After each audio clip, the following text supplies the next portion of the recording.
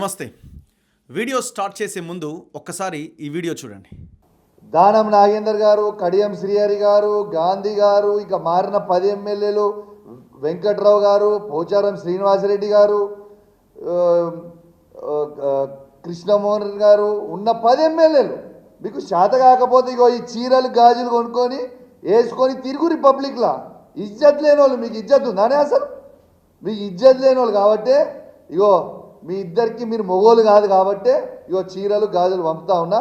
ఈ రెండు కూడా మీరు వేసుకొని తిరగాలని నేను విజ్ఞప్తి చేస్తూ ఉన్నాను. బ్రోకర్ నా కొడుకు నువ్వు బ్రోకర్ నా కొడుకులతో నా ఇంటి మీద జెండా ఎగరేసుకోవడానికి సిద్ధంగా లేం. చేతులు కట్టుకుని కూర్చోలా. నా కొడక నువ్వు నేను తేల్చుకుందాం రా. ధైర్యం ఉంటే నా కొడక, లేకపోతే నేను వస్తా. నా పోలీస్ సిబ్బంది కూడా అవసరం లే. వాడో మేము తేల్చుకుంటాం. ఇది బీఆర్ఎస్ పార్టీకి నాకు కాదు యుద్ధం, కౌశిక్ రెడ్డి గారికి నాకు యుద్ధం. తేల్చుకుందాం. నువ్వు నేను బాంచ దేనికైనా సిద్ధమే నా కొడక, రా తేల్చుకుందాం. ఒకవైపున కౌశిక్ రెడ్డి హుజూరాబాద్ బీఆర్ఎస్ ఎమ్మెల్యే, ఇంకొక వైపున అరికెపూడి గాంధీ. మొన్ననే ఆయన పిఏసి కమిటీ చైర్మన్గా ఎన్నికయ్యారు. స్పీకర్ ఆయన్ని నియమించారు. పిఏసి కమిటీ చైర్మన్ పదవి ప్రతిపక్ష నాయకుడికి ఉంటుంది. అరికెపూడి గాంధీ షేరిలింగంపల్లి నుంచి బీఆర్ఎస్ ఎమ్మెల్యేగా గెలిచాడు.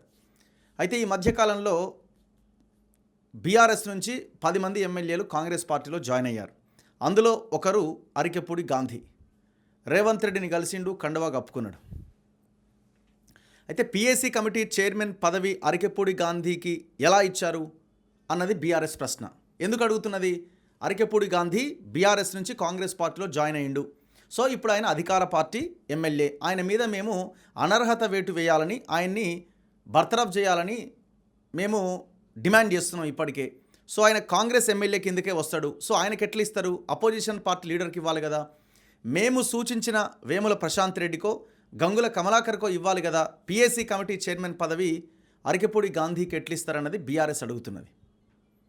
సో ఒక రకంగా చెప్పాలంటే బీఆర్ఎస్ పార్టీ ఒక మాస్టర్ స్ట్రోక్ అనే చెప్పాలి. ఎందుకంటే వాళ్ళకి ఒక ఊహించని ఒక పరిణామం ఎదురైంది. అఫ్కోర్స్ ఇది రేవంత్ స్ట్రాటజీలో భాగం అయి ఉండొచ్చు.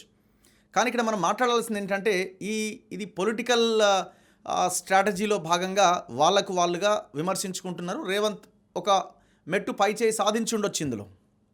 అయితే మనమే ఇక్కడ విశ్లేషిస్తున్నామంటే, ఇప్పుడు వీళ్ళు మొన్న కౌశిక్ రెడ్డి నిన్న ప్రెస్ మీట్ పెట్టి నీకు చీరలు పంపిస్తున్నా, గాజులు పంపిస్తున్నా అని చెప్పి రేపు పొద్దుగాల 11 గంటలకు నీ ఇంటికి వస్తా, నీ ఇంటి మీద బీఆర్ఎస్ జెండా ఎగరేస్తా అన్నాడు. మరి ఇవాళ 11 అయింది, నువ్వు రాలేదు, మరి నేనే వస్తున్నా అని ఈయన ముందు బూతులు తెచ్చిండు అరైతురే అని. ఇప్పుడు ఆయన అరికెపూడి గాంధీ ఆయన పెట్టి నువ్వు 11 గంటల వరకు రాలేదు కదా, నేనే వస్తున్నా అని ఆయన ఇంటి మీదకి పోయిండు. అందరినీ జనాన్ని వేసుకొని పోయి సరే అరెస్ట్ అయింది, ఇదంతా జరిగింది. ఆయన ఇంటి మీద కోడిగుడ్లు, రాళ్ళు, ఏదోదో ఒక హంగామా, నానా బీభత్సం జరిగింది. మొత్తానికి మీడియా అటెన్షన్ అంతా ఈ విషయం చుట్టే తిరిగింది. ఇమ్మీడియట్గా మళ్ళీ బీఆర్ఎస్ వాళ్ళు అరికెపూడి గాంధీ ఇంటి మీదకి పోయి అక్కడ గొడవ చేసిరు, మళ్ళీ వీళ్ళని అరెస్ట్ చేసిరు. ఈ రభస్ అంతా జరిగింది. నేను మాట్లాడుతున్నది ఏంటంటే, ఇక రకరకాల విశ్లేషణలు స్టార్ట్ అయినాయి. అసలు ఎవరిది తప్పు, ఎవరిది ఒప్పు అని. ఎవరిది తప్పు, ఎవరిది ఒప్పు, అంతా తప్పు చేసిన వాళ్ళే కదా. ఈ టోటల్ ఎపిసోడ్లో అరికెపూడి గాంధీ తీసుకుందాం. ఫస్ట్ అరికెపూడి గాంధీ ఏమంటున్నాడు? నేను రేవంత్ రెడ్డి దగ్గరికి వెళ్ళినా కానీ నేను డెవలప్మెంట్ కోసమే పోయినా, నేను బీఆర్ఎస్ పార్టీ నుంచి బయటికి వెళ్ళలేదు, బీఆర్ఎస్ పార్టీలోనే ఉన్నా అని అంటున్నాడు. మరి కండువా కప్పుకున్నావు కదంటే దేవుని కండువా అంటున్నాడు. ఇది ఎవరు నమ్మడానికి అవకాశం ఉందా? ఆయన పార్టీలో జాయిన్ అయ్యిండు, ఆ రోజు పెద్ద వార్తలు వచ్చినాయి, అంత డిస్కషన్ జరిగింది, అన్ని మెయిన్ పేపర్స్లో వచ్చింది. మరి ఆనాడు ఎందుకు ఖండించలే, నేను పోలేదని? పార్టీ నువ్వు మారినవన్న విషయం చాలా స్పష్టం, దాంట్లో ఎలాంటి ఇది లేదు. సో మీరు అండ్ దాంతోపాటుగా మీరు ఇక్కడ డిస్కస్ చేయాల్సింది, మాట్లాడాల్సింది, పార్టీ మారినా అని చెప్పి నువ్వు ధైర్యంగా నిలబడి నువ్వు క్వశ్చన్ ఎస్ నేను పార్టీ మారినా అని చెప్పు. ఎందుకు చెప్పలేకపోతున్నారు మీరు? ఎందుకు మళ్ళీ వెనకడిగేస్తున్నారు?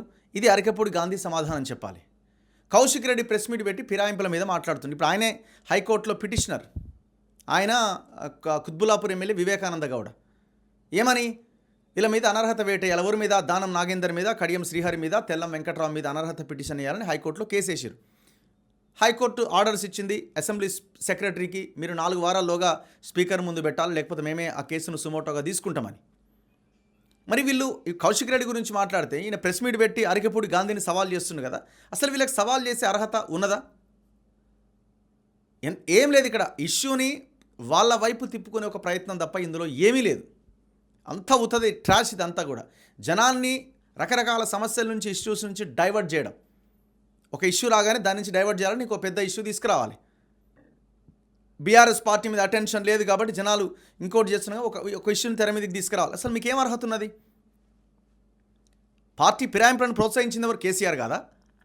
2014లో తలసాని శ్రీనివాస్ యాదవ్ టీడీపీ నుంచి గెలిస్తే బీఆర్ఎస్లోకి తీసుకొని మంత్రి పదవి ఇచ్చిండు కదా. టీడీపీ ఎల్పీని విలీనం చేసుకున్నారు కదా. బీఎస్పీ నుంచి 2 ఎమ్మెల్యేలు గెలిస్తే వాళ్ళని తీసుకున్నారు కదా. కాంగ్రెస్ నుంచి గెలిచిన ఎమ్మెల్యేలను తీసుకున్నారు కదా. అయిపోయింది. మళ్ళీ మీరు 2018లో మళ్ళీ మీకు అధికారం వచ్చింది, 80కి పైగా సీట్లు వచ్చినాయి. కాంగ్రెస్ 12 మంది ఎమ్మెల్యేలని బురదల పందులను కొన్నట్టు కొన్నారు కదా. ఇదంతా చేసింది ఎవరు? కాంగ్రెస్ ఎల్పీని విలీనం చేసుకున్నారు కదా. ఏమైనా మీ దగ్గరికి కుప్ప 12 మంది ఒకసారి వచ్చి జాయిన్ అయ్యారా? లేదు కదా. 2-3 నెలల వ్యవధిలో ఒక్కొక్కరు జాయిన్ అయ్యారు. మరి ఆనాడు ఫస్ట్ మీ పార్టీలో జాయిన్ అయిన ఎమ్మెల్యే మీదనే అనర్హత వేటేస్తే సిచ్యువేషన్ ఎట్లుంటుండే ఆ రోజు? అసలు మీరు చేసింది ఏంది? వాళ్ళు చేసింది తప్పు. ఆనాడు చేసిన తప్పుని కాంగ్రెస్ పార్టీ చాలా తీవ్రంగా పరిగణించి పెద్ద ఎత్తున పోరాటం చేసింది. ఆ ఇంటి మీద వాళ్ళని కాకి ఇంటి మీద వాళ్ళొద్దని రేవంత్ రెడ్డి చాలా గట్టిగా మాట్లాడిండు. మరి అదే రేవంత్ రెడ్డి అధికారంలోకి వచ్చాక ఏం చేస్తున్నాడు? అసలు మీకు ఎవరికి అర్హత ఉన్నది? ఎవరికి మాట్లాడే అర్హత ఉన్నది ఈ విషయంలో? వీళ్ళింటి మీద వాళ్ళింటి మీద రాళ్ళు వేసుకుంటా ఉన్నారు, కోడిగుడ్లు వేసుకుంటా ఉన్నారు.